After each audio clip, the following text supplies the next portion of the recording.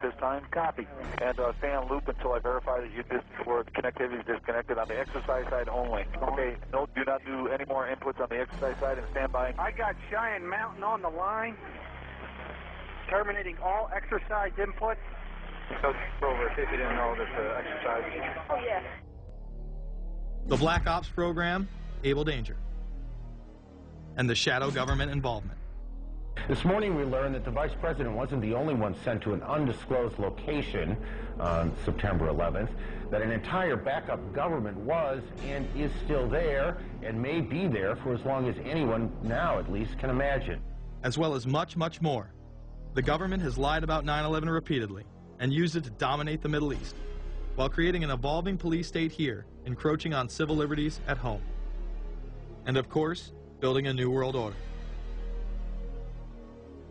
There is a chance for the President of the United States to use this disaster to carry out what his father, a phrase his father used, I think, only once, and hasn't been used since, and that is a new world order. We know now that September 11th of 2001 was the beginning of what we might call a new world order. The new world order that this president's father talked about with such great enthusiasm seems to be high on the agenda of this administration. Under the second Bush administration, massive amounts of civil liberties were openly and brazenly taken away following 9/11. The passage of the Patriot Acts, the Military Commissions Act, and other horrifying anti-constitutional legislation was enabled by the incredible amount of fear generated by the media, all in the name of keeping us safe here at home. The war itself would create huge profits for the military-industrial complex, and the globalists would seize even more power and control over Middle Eastern resources in what they planned to become a Eurasian Union under their control. Although the establishment claimed to be fighting for our freedom abroad, they were destroying our sovereignty by stealth. Expanding on NAFTA, they were able to consolidate power on the domestic front by deindustrializing the United States through CAFTA, the Central American Free Trade Agreement, as well as the SPP, the Securities and Prosperity Partnership. Opponents, however, say the initiative is nothing less than a plan to create a North American Union that would eliminate sovereignty for all three nations. Building on the North American Free Trade Agreement, the NAFTA section of the Commerce Department is busy drafting laws and regulations for a North American Union, a union of Canada, America, and Mexico. The President has attended secret meetings and signed at least 2 agreements under the Security and Prosperity Partnership Program. The stated goal established by Presidents Bush, Fox, and Prime Minister Paul Martin is integration by 2010. It's a plan from the business elites, the political elites, that will cost more American jobs, cost American sovereignty, but it would fulfill the President's father's vision. Now, former United States Trade Ambassador Robert Zoellick is talking about it again with renewed vigor. This time, a new world order with business at the helm of trade and economic policy. It's an agenda that goes hand in hand with the United States, Mexico, and Canada, working quietly and behind the scenes to promote a common market with common deregulation for the benefit of multinational corporations. It's remarkable to me, the arrogance, the idea of just simply throwing away the nation's sovereignty, but they're trying to do so in so many ways. People better understand that they mean exactly what they're saying. It's a new world order they're trying to create. Dobbs, the only mainstream anchor to expose the new world order, resigned shortly after bullets were fired into his home. The elite do not plan on waiting around for these unions to be formed before implementing the next step in global government. Through the vast global economic crisis of the last few years, they have been able to devalue the dollar and undermine it as the world's reserve currency. They have allowed the Federal Reserve and IMF to consolidate power by taking control of the Securities and Exchange Commission, as well as issuing a global currency instead of the dollar, disguised as a special drawing rights unit. This aspect of the New World Order was announced at the G20 in April of 2009. There is a big thing that's going to happen in London at this G20, and then they're hiding it, they're camouflaging it, they're not talking about it. Coordination of international regulation. What they are going to do is to put our Fed and our SEC under the control, in effect, of the IMF. The New World Order, that's what they're planning in there, is to undermine the U.S. currency, and it's just It's just really sad. What it really is putting the American economy under international regulation. Yeah. And those people who have been yelling, oh, the UN's going to take over global Conspiracy government. They've been crazy, but now they're right. There's 20 or whatever people in the G20. Say there's 20 ministers, thousands of us, and we can't get our voices heard. When Geithner said he would be open to the idea of a global currency last week, yeah.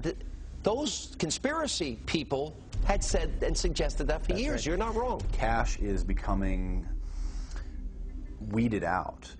Cash will most likely be eliminated or extremely difficult to use in many situations, so that you'll have to use the global currency or the electronic currency. Even though a physical global currency is yet to exist, groups such as BRIC are openly promoting a new reserve currency, which is a conglomerate of Brazil, Russia, Indonesia, and China. Get everyone in the whole world using one currency, which some people think that's a good idea. Russian President Dmitry Medvedev recently showed off a sample coin of the new world currency at the G8 in July of 2009. We have also agreed today additional resources of $1 trillion that are available to the world economy through the International Monetary Fund and other institutions. This includes 250 billion from special drawing rights, the reserve currency of the IMF, drawing rights that will be issued to countries who are part of the International Monetary Fund. I think a new world order is emerging, and with it the foundations of a new and progressive era of international cooperation. The head of the European Union is also calling for global government. 2009 is also the first year of global governance, with the establishment of the G20 in the middle of the financial crisis. Gordon Brown has called for a world constitution. We now need nothing short of a world constitution for the global financial system. Both Gordon Brown and Barack Obama had been groomed to be the next Anglo-American spokesman for this new world order after Bush and Blair stepped down. Here is Gordon Brown in front of the CBI prior to him being chosen to become Prime Minister. And it's only now that we can begin to understand that the world order that globalization brings and what it's going to look like. But what does the new world order mean for countries like ours who are looking to succeed? And the question for us is how we meet and master all these challenges to ensure that Britain enhances its competitiveness in the process and realizes what I believe is our destiny of success in this new world order. A new world is emerging. It is a new world order with significantly different and radically new challenges for the future. President Barack Obama has also espoused similar views on globalism. Here he is in Berlin, Germany, in July of 2008, in what media have dubbed his New World Order speech. Well, there have been extraordinary scenes in Berlin tonight as thousands of people gathered to hear Barack Obama deliver key foreign policy speech on his current European tour. The Democratic presidential hopeful laid out his vision for America's place in a new world order. In this new world, such dangerous currents have swept along faster than our efforts to contain them. And that is why we cannot afford to be divided. No one nation, no matter how large or powerful, can defeat such challenges alone. But the burdens of global citizenship continue to bind us together. In this new century, Americans and Europeans alike will be required to do more, not less. Partnership and cooperation among nations is not a choice. It is the only way, the one way, to protect our common security and advance our common humanity. That is why America cannot turn inward.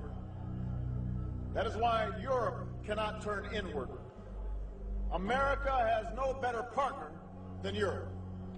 Now is the time to build new bridges across the globe as strong as the one that binds us across the Atlantic. Now is the time to join together through constant cooperation and strong institutions and shared sacrifice and a global commitment to progress to meet the challenges of the 21st century. Barack Obama also became the first sitting president to ever become the chair of the Security Council for the United Nations, which only further cites his allegiance to world government. In an era when our destiny is shared, power is no longer a zero-sum game. No one nation can or should try to dominate another nation.